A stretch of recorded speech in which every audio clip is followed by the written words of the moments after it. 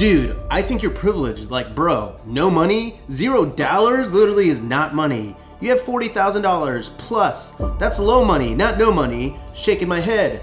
I'm broke as in $0. I'm looking to start real estate. You didn't start with no money. Oh, dollars.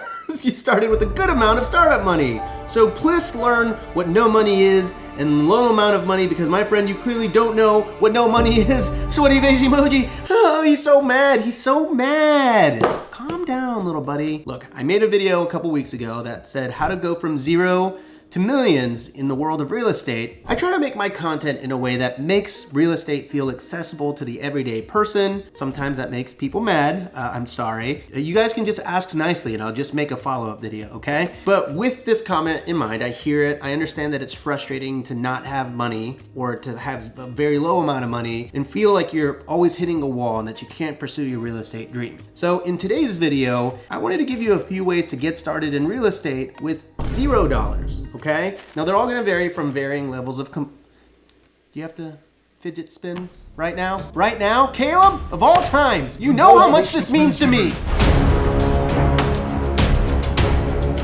Now keep in, dang it, I shouldn't joke around because then I forget what I was gonna say. Now keep in mind that all of these different strategies and tactics are gonna vary in levels of complexity. So, choose as you see fit, because there's so many strategies and there are literally so many ways that you can become a millionaire through real estate with $0. And I know that that's crazy sounding, but anything is possible. But before we focus on becoming a millionaire, let's just focus on getting on a deal. So I talk about on the channel so many ways that you can do this, but what I wanted to do is call some of my good friends in the real estate space that are millionaires and ask them how they would get started today with $0. So first we're gonna start with my good friend Pace Morby. This one blew my mind. Honestly, I am so bummed that we cut this one down because it was a 30-minute conversation. I really only needed 2 minutes. Look, legitimate goosebumps. I don't know if you can see this. His ideas and the way that he approaches getting into real estate for $0 was truly mind-blowing. It's a little something called creative financing, more specifically seller financing in sub 2, but I'm gonna let him break it down.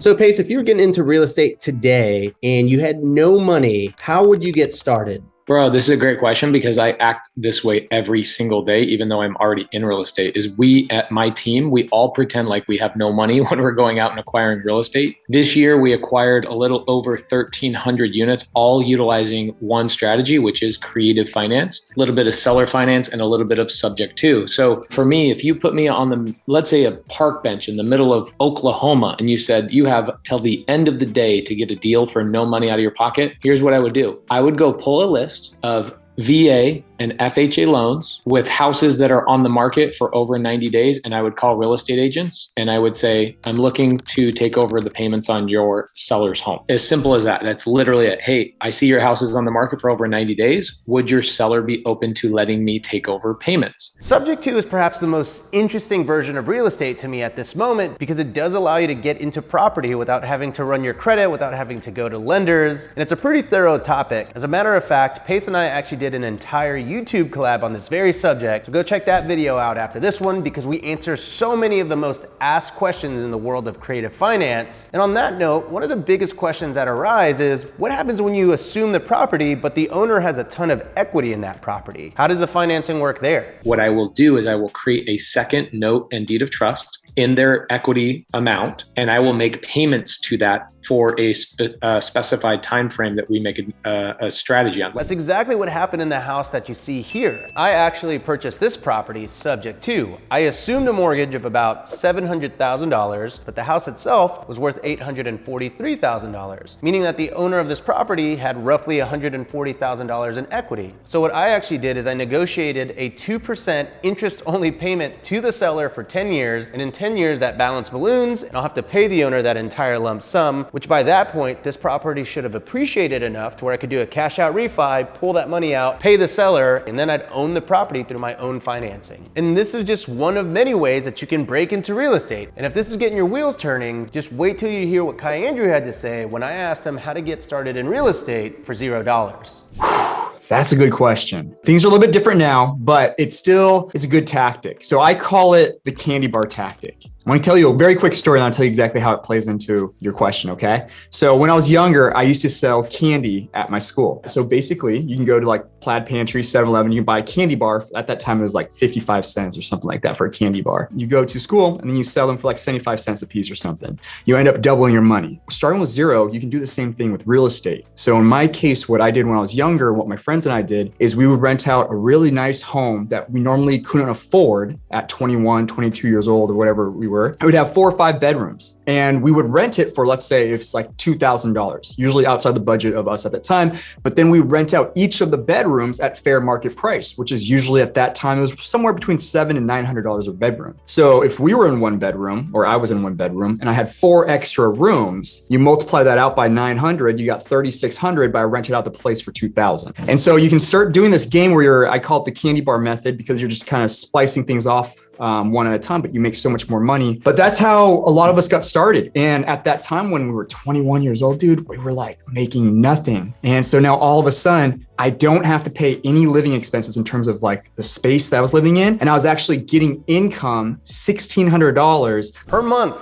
$1,600 per month is how much Kai Andrew was cash flowing with this strategy. What I really like about this specific strategy is that he's actually marrying 2 strategies in the real estate world. House hacking, where you rent out rooms in a property that you own to subsidize your mortgage, and rental arbitrage, where you're gonna rent the property from the landlord and then re-rent it on the market for more money than you're renting it for from the landlord. But it gets very interesting here because Kai is renting a place, and he's long-term renting the other rooms at a high rate to not just cover his portion of the rent, but actually cash flow $1,600. Not bad, Kai. That's actually really smart. I thought you were going to come in with something different, but this is a really good one because there are a lot of people in real estate that want to get into it, but what really scares them is the debt associated with it, the financing, all the risks. But really, I mean, it's risky to do this technically because it's a form of real estate, but you have no debt to your name. So if it goes belly up, worst comes to worst, you break the lease or you just have to pay for the lease out of pocket. But it'd be really tough for this method probably not to work out is my guess. If I had to do it all over again, I would furnish the place, make it really nice, usually a big screen TV or like a nice couch, dining area, and then even say I pay all utilities. You don't have to pay any utilities, and you can sweeten the deal somehow. It actually becomes really advantageous for the other person. So here's where you really supercharge this house hacking rental arbitrage model. I'm gonna call it supercharged house hacking arbitrage. And basically with this concept, instead of renting out the different rooms long-term to people for 12 months at a time, because you're investing a little bit more and you're spending money on furnishings and you're getting it to be a nice place, at that point you could list those extra rooms on Airbnb and make significantly more than you typically would on a 12-month lease. For example, if you were to rent out a room for an entire year, maybe you would be able to charge $500 a month. But if you were to list it on Airbnb for, let's say, $50 a night, on a perfect month, that room has the potential to make $1,500 a month, which is about 3 times more than long-term rents. Now, granted, having a perfect month is difficult, but I just want to show you what's possible because even if you had 3 extra rooms that you were renting on Airbnb for $50 a night, but they were all 50% occupied, then that would amount to $2,250 that you're generating on Airbnb every single month. And if you have guests that you don't like, no big deal because they'll be out in a couple of days. Whereas when you sign a 12-month lease, you're kind of stuck with that person. So really, this is a model I wish that I had personally stumbled upon when I was younger because it totally would have been down for this hustle. But there's one final way that I think you can get into real estate for little to no money down at all and make millions of dollars doing it. And I know that it's possible because Jamil Damji has done it over and over and over and over again. And his specialty is wholesaling. And this is how he defines this real estate niche. So wholesaling is interesting because we're not buying and selling houses. We're buying and selling contracts. Now, it's really important to understand the kind of contracts that we're trying to get are contracts to purchase real estate, but that real estate has to have some kind of potential in it. You see, typically buyers or investors, we're not interested in buying your, beautifully remodeled or a gorgeous new build home. That doesn't provide us an opportunity to make any money. Real estate investors want to force appreciation. We want to increase the value of something. So I'm looking for potential. Now, what you do as a wholesaler is I teach you or somebody teaches you how to spot potential. You then go get that property that has potential in it under contract. So you gain control of that property and then you bring it to somebody who wants to go vertical or fully realize the profit potential in that house. And you just take a portion of the profit for yourself for connecting the dots and getting it all done. And that's what real estate wholesaling is. We identify potential and we sell a portion of that potential to somebody else for a fee. Let's break down what he means by potential. Let's say that you're a wholesaler and you go and you find a property, an off-market property that's very distressed or maybe in need of a light rehab. And let's say that you're able to get that property under contract for $150,000. But let's say that that property would then be worth $300,000 if you invested $75,000 into the rehab of that property. That wholesaler would sell it to a home flipper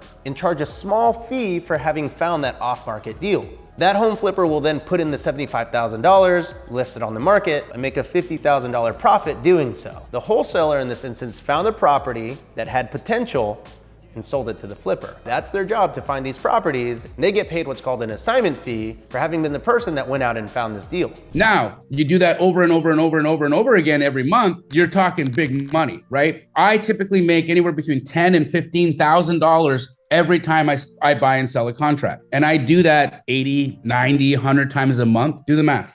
So that's it. Do all that and you'll become a millionaire.